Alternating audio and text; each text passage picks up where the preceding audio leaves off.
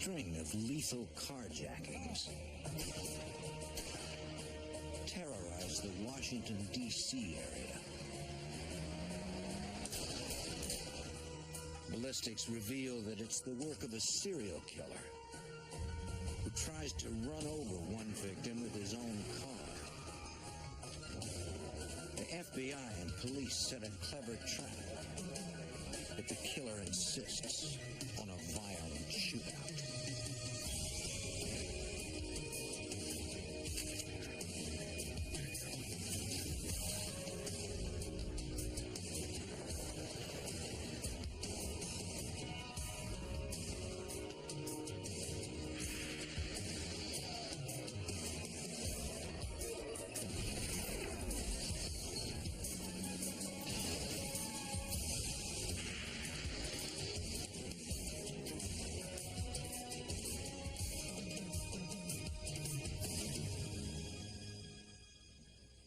In the early 90s, a serial killer stalked lone victims in the dead of night. His hunting ground, the suburbs of Washington, D.C. His target, anyone who owned a car. I'm Jim Kallstrom, former head of the FBI's New York office. The gunman was as elusive as he was deadly. He struck quickly and without mercy. Now the FBI must follow the twisted path of a killer wherever it leads.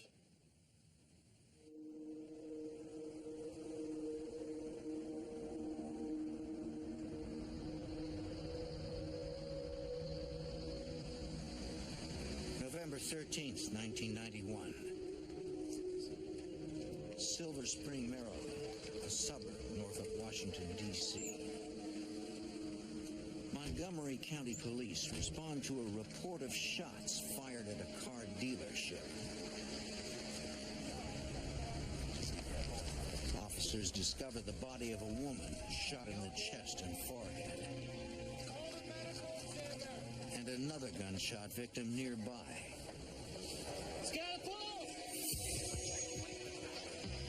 The man is breathing but unconscious. Paramedics rush him to the hospital.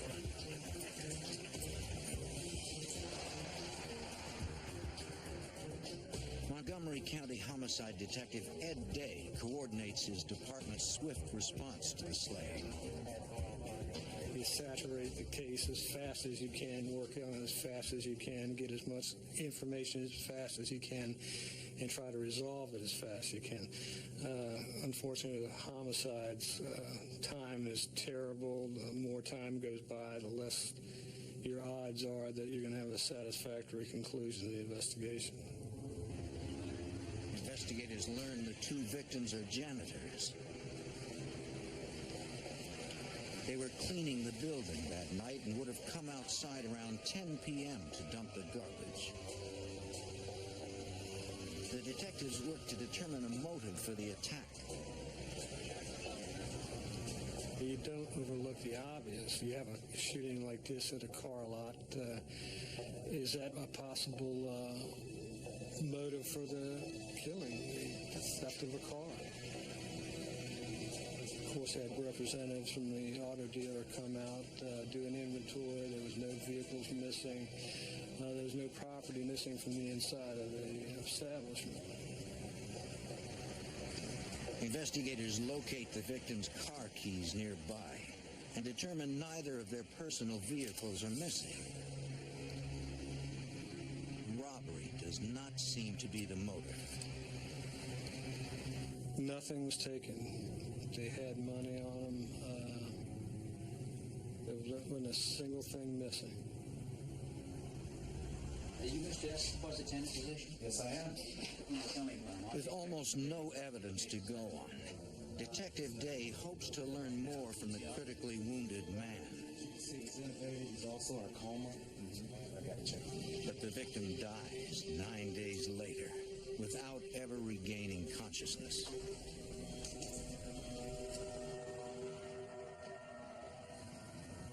During the autopsy, the medical examiner recovers the only piece of physical evidence, the bullets that killed the victims.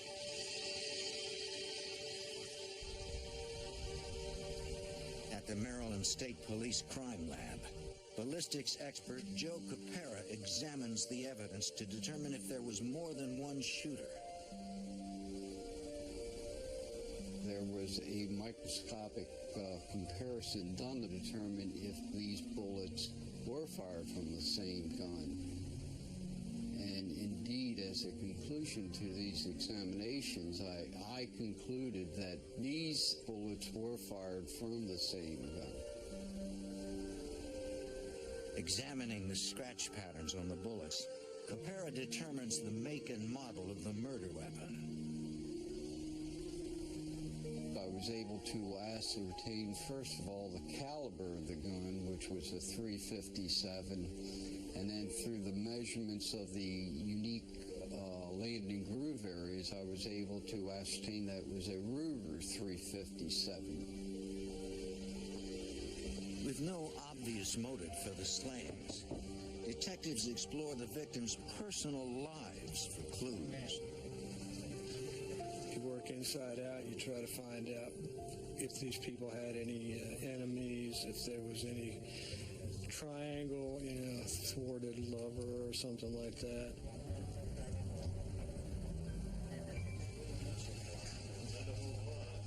Detectives find nothing in the victims' backgrounds that could have led to their murders. Since investigators found the victims' car keys near the bodies, they decide to re-examine the slayings as a failed car theft. With that possible motive in mind, detectives speculate how the crime might have occurred.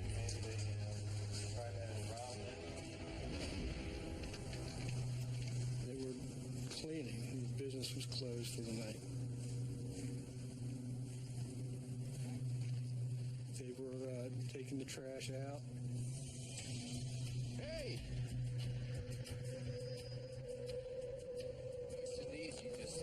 Detectives suspect the gunman demanded the victim's car keys. Here, they're right here. Don't hurt me. Based on the position of the woman's body relative to her keys, they believe she tried to run. And we have to make the assumption that he lost control of the situation and decided to kill the two of them before he identified what car belonged to them. He escalated an attempt theft into a murder for no good reason.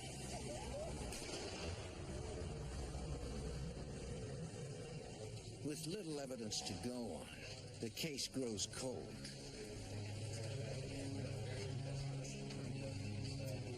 Then, 3 months later, investigators respond to the scene of another homicide.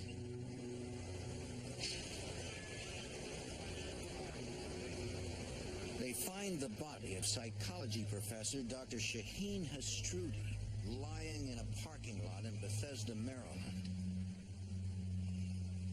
Unable to locate her car, detectives believe she was the victim of a fatal carjacking.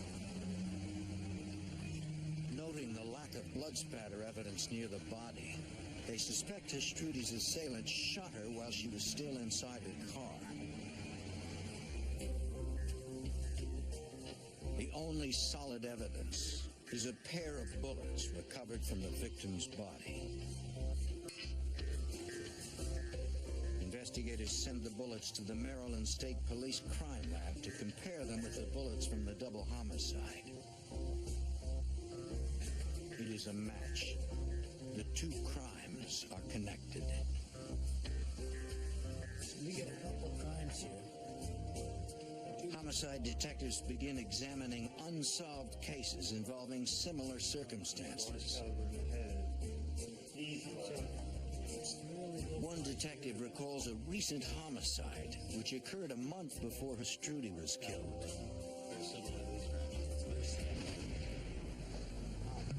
That victim was also shot in the head with a large caliber gun. As in the Silver Spring double homicide, responding officers found the victim's keys near his body.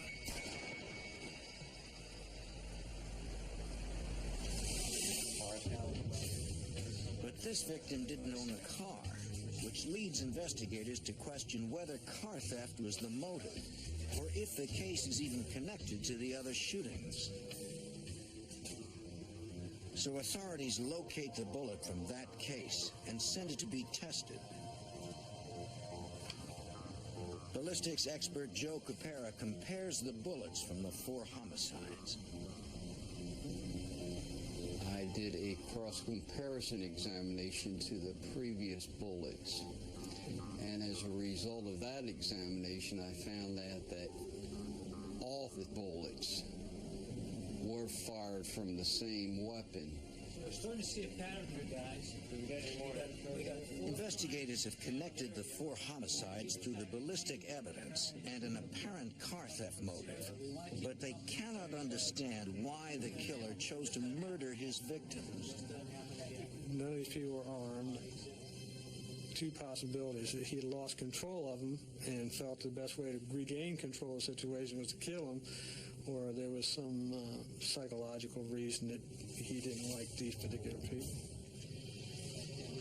Investigators suspect he will strike again and hope to stop him before he does. But they have no clues that can help identify him.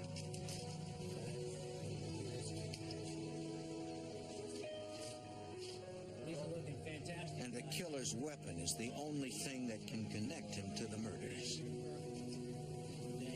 The best evidence we got is bullets. And if we can get him and get the gun, then we definitely have a very, very strong case. This one came on. Authorities don't want to give the killer a reason to destroy his gun, and with it their only evidence. So they decide to keep the ballistics match away from the media. If we supply the information to the press that all the bullets came from the same gun, be a good likelihood that he would either dispose of the weapon, or he would, in worst case scenario, obtain a different weapon and keep committing the crime.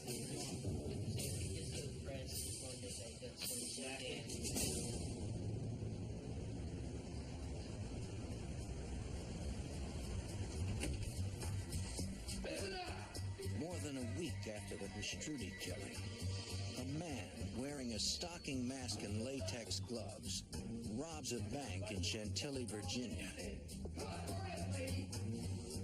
The bank's video security system captures his image.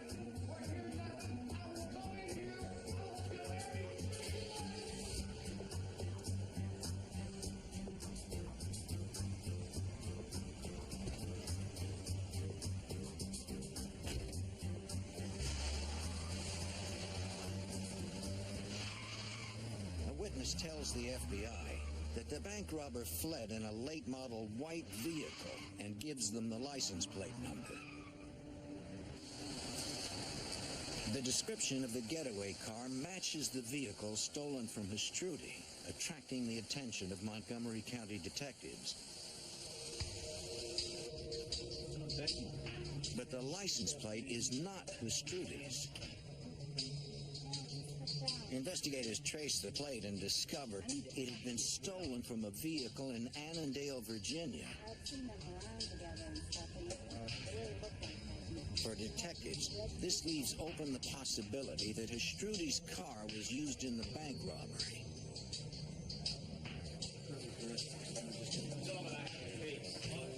The Montgomery County Task Force, which now includes agents from the FBI, requests copies of the bank's surveillance tapes to learn what they can about the robber. Investigators watch the crime unfold and notice the robber is carrying a revolver of the same make and caliber used in the 4 homicides. They think he could be the killer. The footage is the best lead they have in identifying a suspect, according to FBI Special Agent Robert Coffey. We had a great piece of video that actually showed the individual, the handgun. That picture was actually put on the news locally and regionally to try to see if we could spark some interest as far as someone identifying him. As you can see, facial. Investigators also release information that their suspect, the money he stole, and the vehicle he was driving may be covered in red dye. You do anything, a phone call, anything, I'm going to shoot somebody. The teller managed to slip dye packs into the bag of money. And a dye pack is a device that once it goes through the door of the bank, it's electronically activated. There's a timer on it. It gives a person a little bit of time to get away from the bank, and then it explodes, spewing this terrible red dye. It stains. It's very difficult to get off. It gets on the money, and it will not come off the money. And it takes a while to get it off you personally. 5 days after the bank robbery, police in Northern Virginia find an abandoned car bearing the stolen plates reported by the witness. A check of the vehicle identification number proves that it is Strudy's car. The officer peers inside, examining the interior. We had the red dye stains in it from the dye packs from the bank. We had proof positive that it had been used in the bank robbery. Officers impound the vehicle and transport it to the police garage for processing.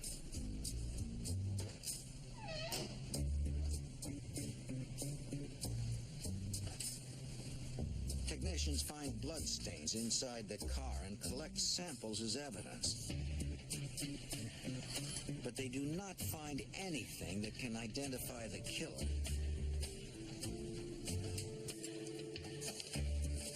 Lab examiners extract DNA from the blood evidence and compare it to Strudy's. It is a match. Finally, investigators are able to look at the various crimes and understand their suspect's overall plan. It's gelled into something that makes a little bit of sense. You went from a situation where you had a whole bunch of motives that really didn't make sense to now a concrete motive. This person is killing people to steal cars to commit bank robberies. Although authorities now understand why the suspect is murdering innocent people, they have no clue who he is. Investigators face the nearly impossible challenge of identifying and catching a ruthless gunman before he kills again. To maintain your feminine health, it's important that yeast and bacteria stay in balance. Refresh Pro B. It's a clinic. The FBI and Maryland's Montgomery County Police are hunting a killer who has already committed 4 homicides, as well as a bank robbery.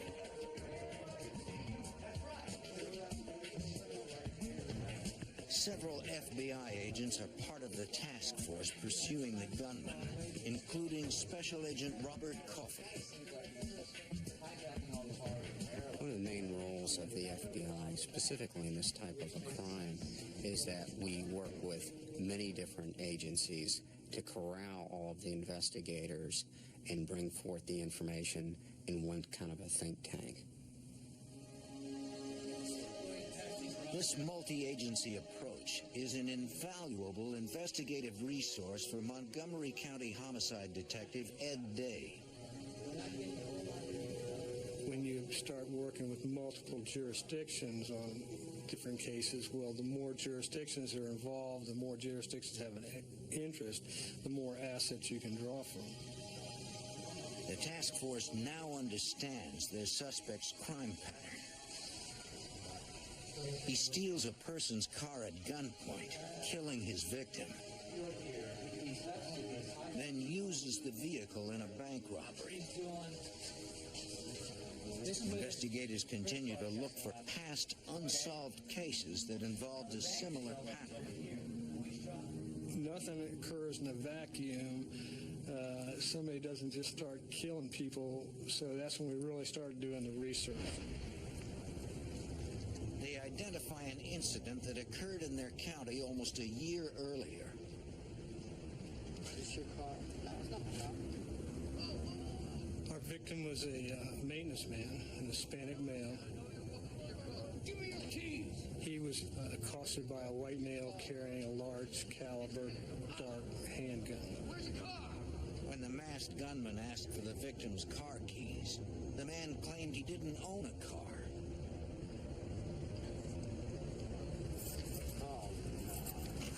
The suspect demanded to know which car belonged to him. He was told to turn around and face away from the suspect, get down on his knees, put his hand behind his head.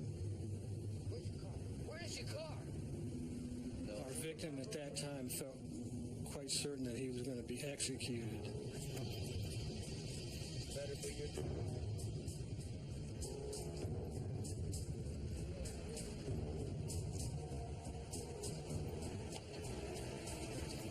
Suspect fired 3 shots. One of the shots hit him in the forearm. The victim managed to flee down an alley and hide behind a bush. And spent some minutes there waiting for the situation to calm down. After 10 minutes, the victim returned to the street and waved down the first car he saw, hoping for assistance. To his horror, it was the gunman.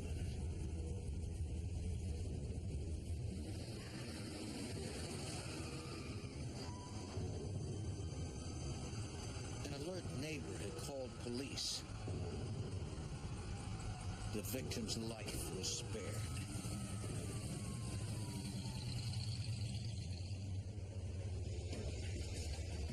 The following day, a witness reported seeing a masked gunman leaving the scene of a bank robbery in Centerville, Virginia. Police later recovered the getaway vehicle and determined it was the car stolen from the maintenance man. Investigators examined the evidence gathered at the scene of the carjacking.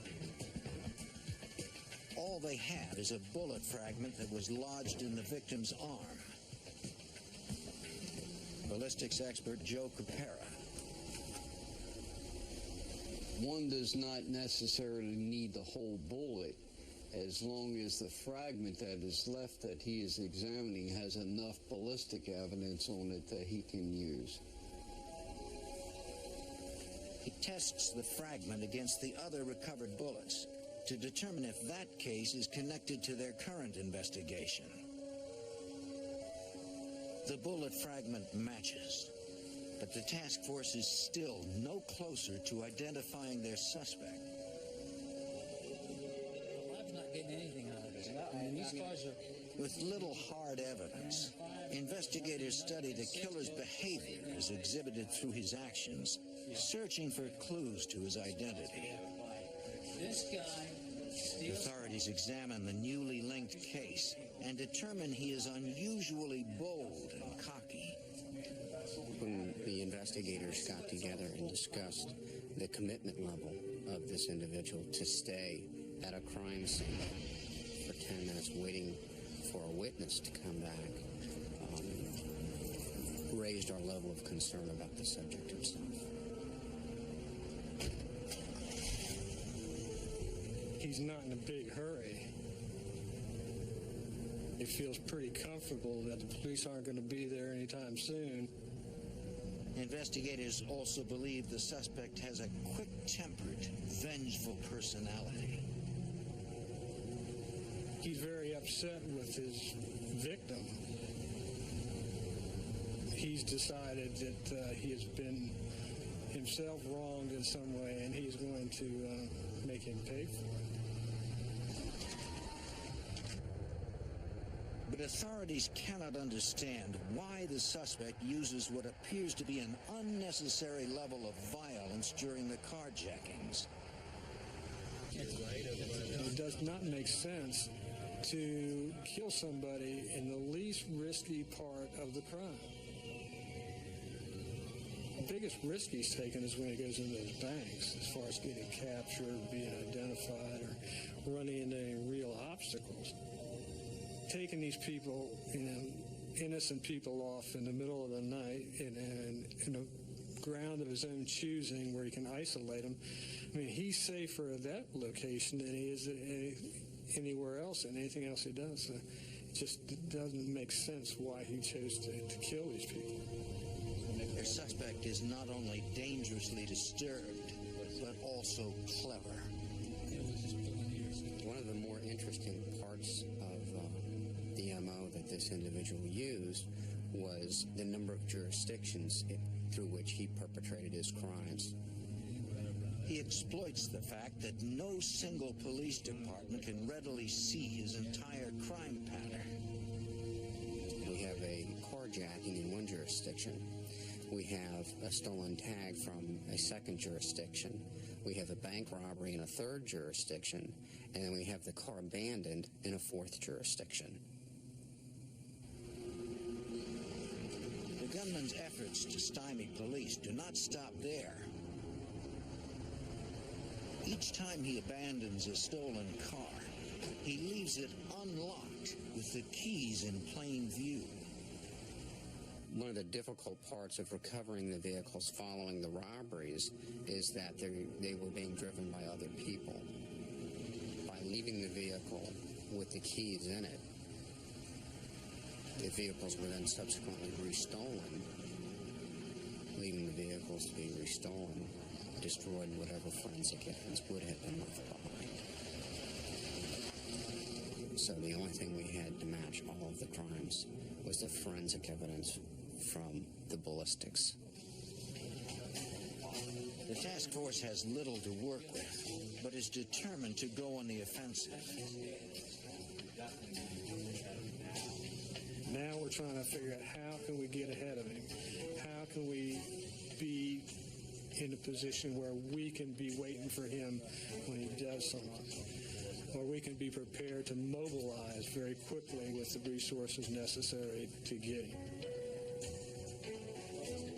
The investigators focus on the one aspect of the suspect's crime pattern that they can anticipate. We could not predict when a carjacking would take place. They were too random. We did, however, know that following the carjacking, we would have a bank robbery. If a masked gunman strikes again and again in suburban Maryland, just north of the nation's capital, he shoots his victims while stealing their cars.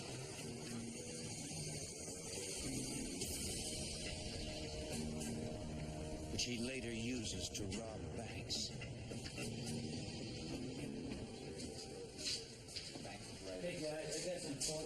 In the spring of 1992, the FBI and Montgomery County Police analyzed their suspect's habits in hopes of trapping him. Identify why this guy's picking these banks. Homicide Detective Ed Day. We had people take aerial photographs of every crime scene and the different escape routes and things of that nature, trying to find some logical pattern to what he was doing, something that would maybe give us a clue. What are consistencies? What are inconsistencies? Is there anything like that that we can use to our advantage to foretell what he might do next? On the surface, the list of crime scenes appears random.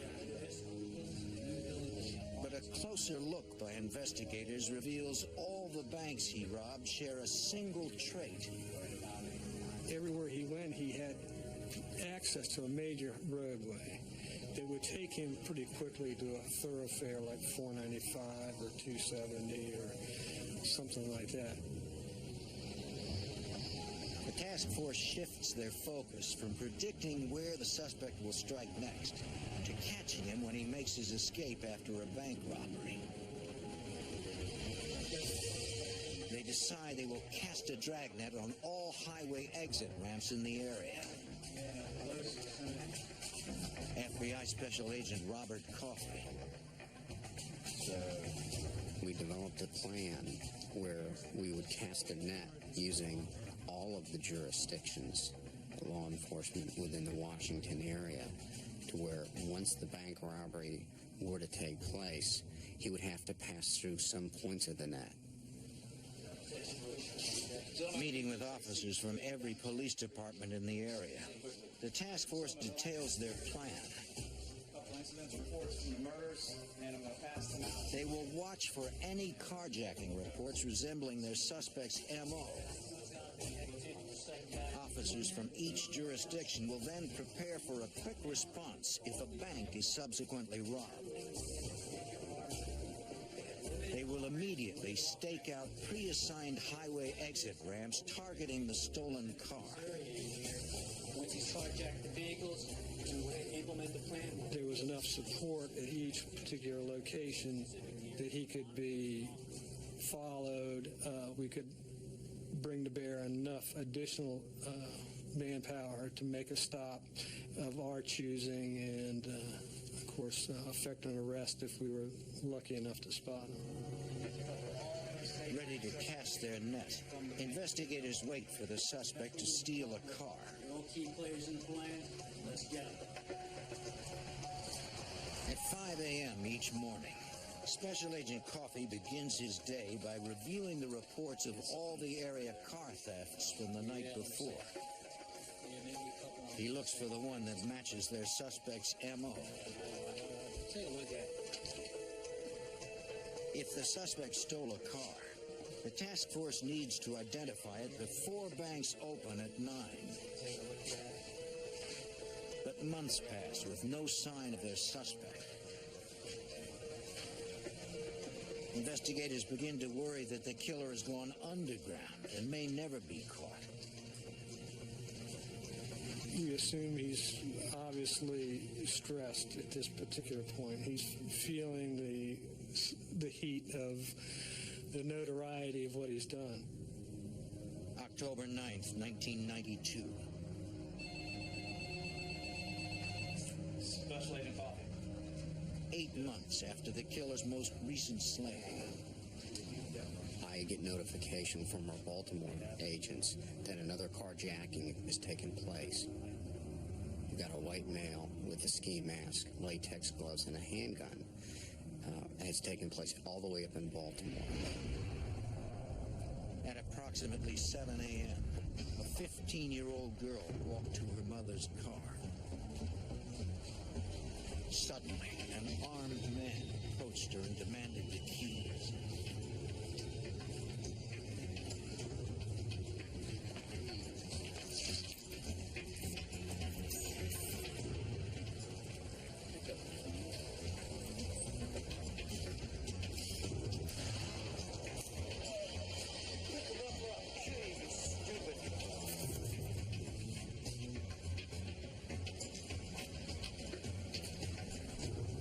Police officer heard this and came to her aid. Get away from the car! Get away from the car! Get away from the car! Get away from the car! There was an exchange of gunfire. And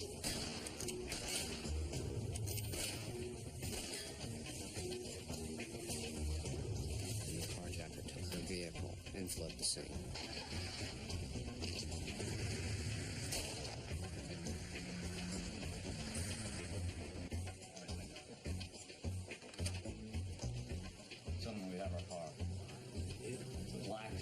We were feeling very good because we had very, very fresh information, and we knew he was on the move, and he was in Baltimore and more than likely on the way back here.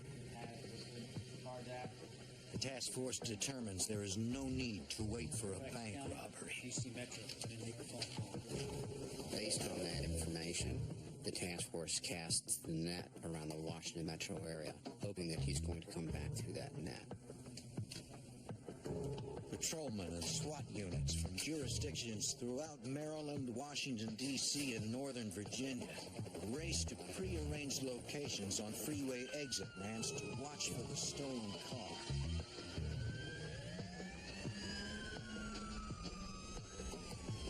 Since police cannot be sure if the suspect has had time to switch the license plates, they pull over every vehicle matching its description.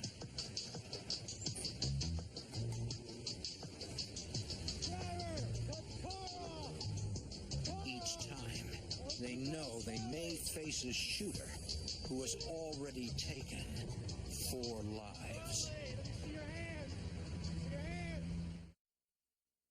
If you have moderate or severe plaque psoriasis, imagine the possibilities with Stelara. For adults, Stelara. The FBI and police departments throughout the Washington, D.C. area hunt a suspected killer. They stop every vehicle matching the description of the one they believe he stole an hour earlier. Police pull over dozens of cars that come up empty. What's going on? You got a girl. As the search continues, 50 miles away in western Maryland, Brunswick police officer Gary Klein is on routine patrol. I observed a small black and colored passenger vehicle. I saw that there was no front license plate on it. And as the vehicle passed me, I looked over and observed the driver had a nylon stocking pulled down over his face. It kind of shocked me, and I was like, not really sure what's going on here, but it kind of drew my attention real quick. I turned around, caught back up to the car, radioed my dispatchers and the 911 center and requested information on the tag. And the subject in the small black car sped off and wouldn't pull over for me. Then I'm informed by our dispatchers that this subject is wanted for shooting at a Baltimore City officer. The hundreds of officers mobilized in the D.C. area are too far away to assist. Officer Klein is alone against a ruthless killer. The adrenaline's pumping now because I'm pursuing this vehicle, knowing somewhere in there I'm going to have to confront this individual. Officer Klein chases the suspect from Maryland into Virginia.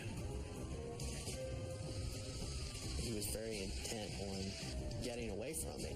Dispatcher, we're getting ready to go right on Interstate 71.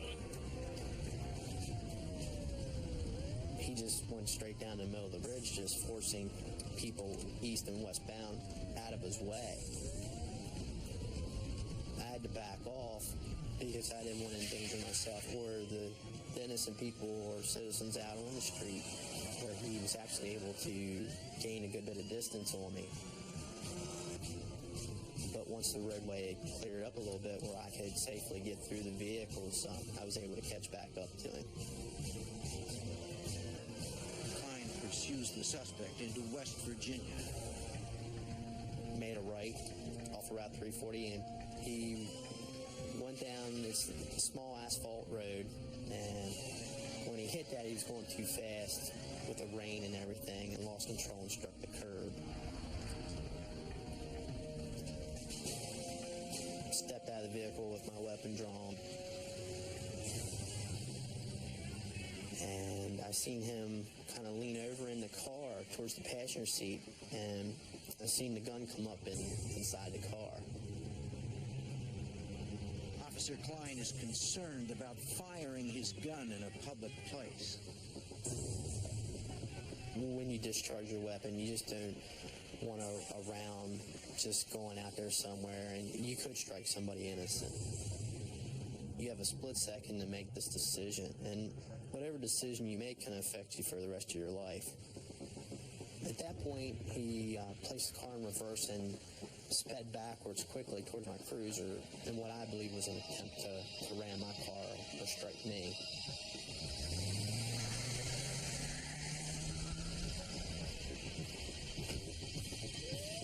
He proceeded down a small access road, and I proceeded after him. he sped into the little dead-end dirt gravel area, and he tried to go behind this bulldozer and wrecked into it. There's nowhere for him to go, and now I have to confront him.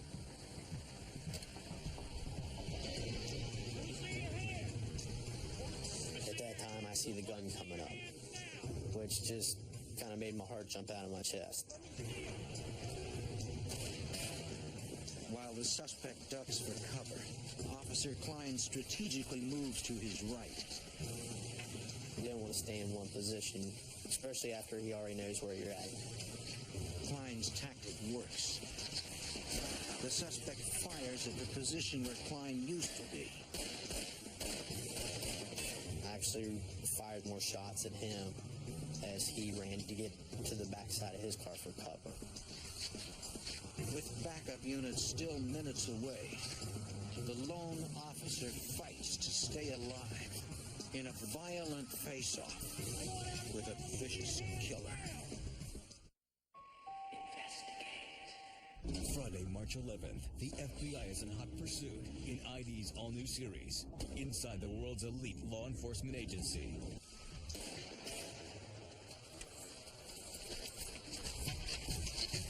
The suspected killer is in a desperate shootout in Harper's Ferry, West Virginia, with lone police officer Gary Klein. I see him start to come up from behind his car through the passenger side window with the gun raised, and he's coming up. I remember firing at him and striking the car, and he ducked down behind the car again. Several seconds passed. He raises back up.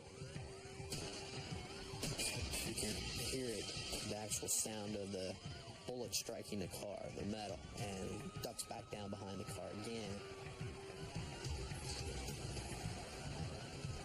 Finally, backup arrives.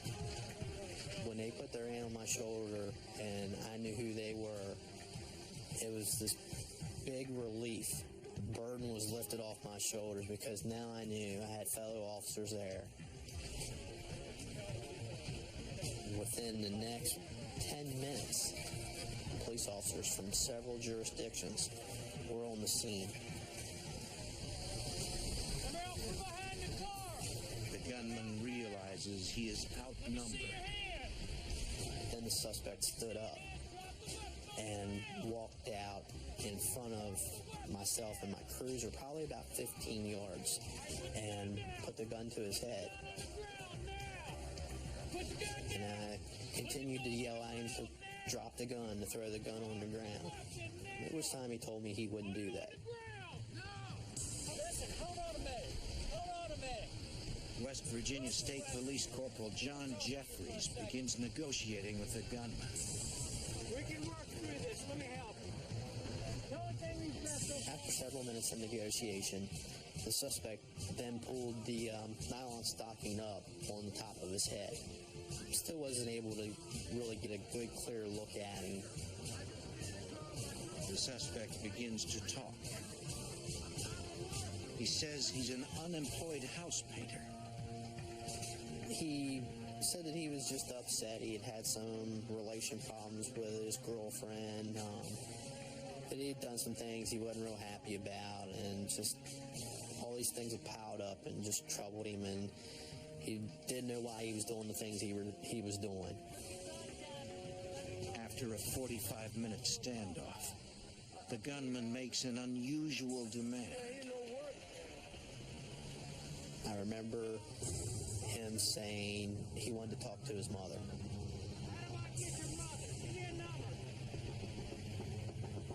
So he gave his mother's name and phone number. Several tense minutes pass as police attempt to reach the suspect's mother. He advised the suspect that they had his mother on the phone. The woman on the line asks the negotiator for the suspect's name. He identified himself as Alan Newman. He wasn't real sure of the police. He didn't know if we were just lying to him or what we were doing.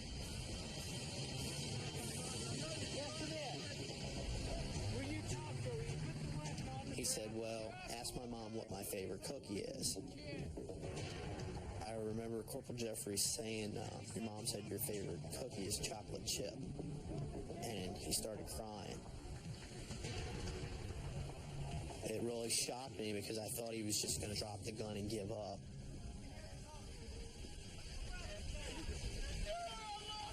You see the hammer coming back and everything's like slow motion. You see the hammer drop. You're waiting for the gun to go off. And it didn't. Seizing the opportunity, officers rush in and subdue the gunman, ending the standoff. After it was all over and done, very relieved.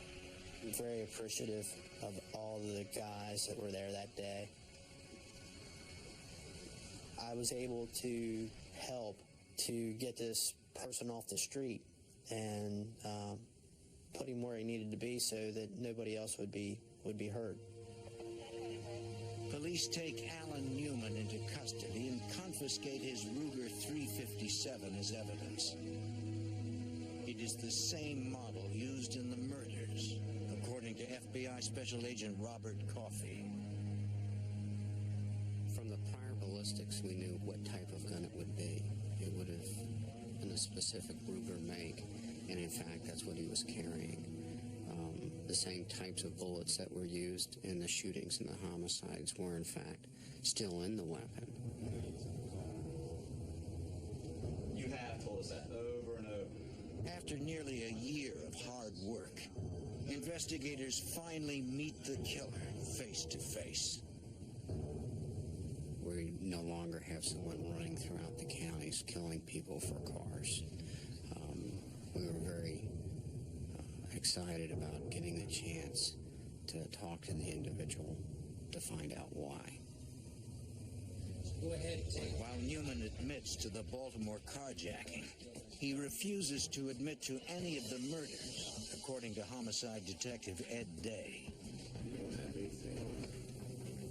Throughout the interview process, he remained pretty cocky and he thought he was pretty cool. Investigators continue to press Newman. While at a firearms laboratory, a ballistics expert fires Newman's gun into an 800-gallon tank of water. The examiner compares the unique markings on the fired bullet to those on the bullets recovered from the 4 murders and the attempted homicide. Ballistics expert Joe Capera. It is a scientific certainty that this is the firearm that fired these bullets, and no other firearm could possibly do that.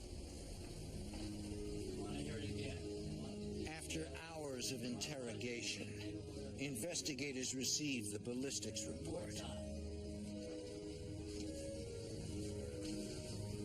That's like the magic piece of evidence. And that's the one that you really knew would seal the whole case. We had physical, undeniable evidence that we could put in front of the jury that he could not refute in any way, shape, or form.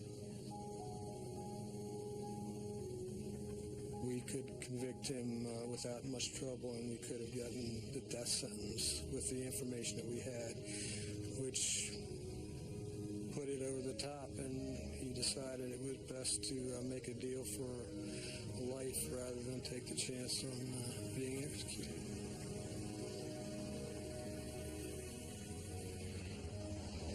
Alan Newman pleads guilty to all the charges against him and is sentenced to 5 life terms without parole, plus 100 years for handgun violations. Looking back, it was the collective efforts of more than a dozen police agencies contributing interviews and evidence that led to the successful conclusion of this case. The accomplishment for all police officers and all investigators is to arrest the bad guy and put him in jail. And when you do that, you get a nice warm feeling for about 10 minutes until the next case comes in and you have to start all over again.